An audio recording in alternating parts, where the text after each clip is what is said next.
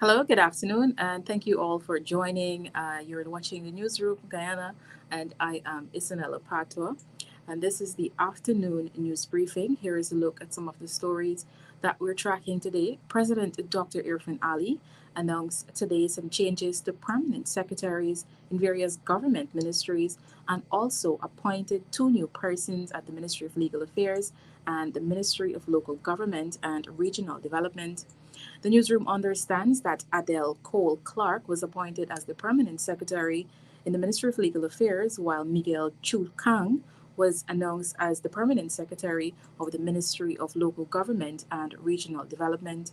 Additionally, President Ali announced that reassigned six permanent secretaries, including Alfred King, who will take up the responsibility as permanent secretary in the Office of the Prime Minister.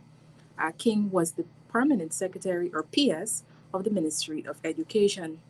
Chanel Hussein Autar was reassigned as permanent secretary in the Ministry of Education. She was the PS at the Ministry of Human Services and Social Security. Prima Rupnarain is now the new PS in the Ministry of Human Services and Social Security. She served as the PS of the Ministry of Local Government and Regional Development. Bishram Kupen served as the permanent secretary in the Ministry of Housing and Water. Kupen, um, Kupin was reassigned as the permanent secretary in the Ministry of Housing and Water. He served as the PS in the Ministry of Labor.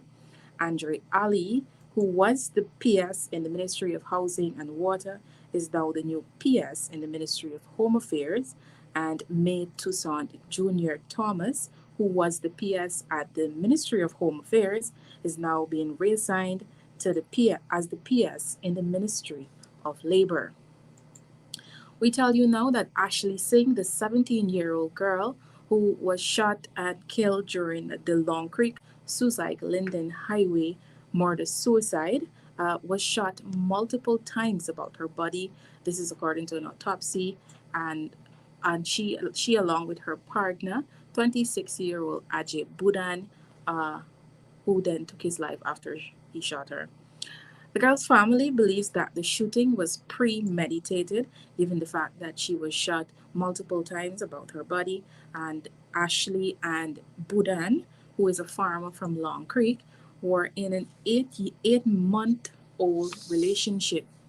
Police headquarters said that the couple were at a resort on Sunday night at Hillfoot at Suzaik, and hours later their bodies were discovered inside Budan's vehicle at Long Creek. Police said Budan was a licensed firearm holder of a semi-automatic 12-gauge shotgun.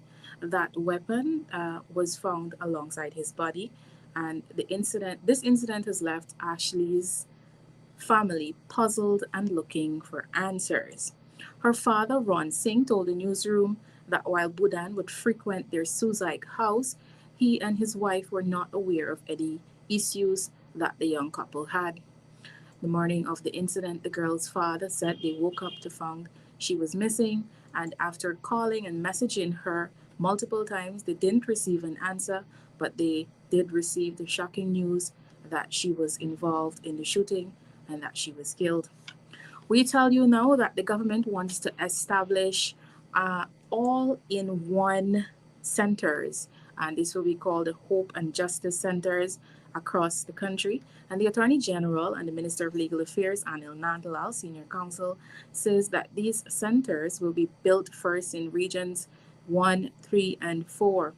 These all in one centers should provide legal and medical aid, counseling, and law enforcement services.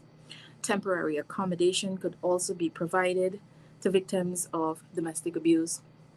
The Attorney General said these centers are being constructed so that improved services can be provided to those most in need. And finally, we tell you that according to the Hydromet Service, Guyana is expected to experience a lengthy dry season starting from July this year until December this year also. Guidelines during the season include trimming dead vegetation, checking clearing and repairing drains, Citizens are also advised to provide shelter for animals, stay hydrated, and limit outdoor activities. Homes and businesses should also be equipped with fire extinguishers, smoke detectors, and smoke alarms, as well as evacuation plans. Citizens are also encouraged to avoid setting grass, fires, or burning garbage.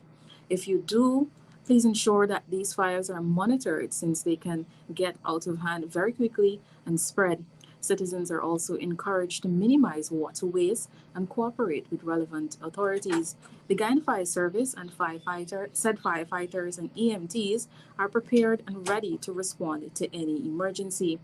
Citizens are further being encouraged to be safe during this time and take all necessary precaution and to call the number you see on your screen in case of any emergencies. That is 912 or 226 2411 or 226 2413.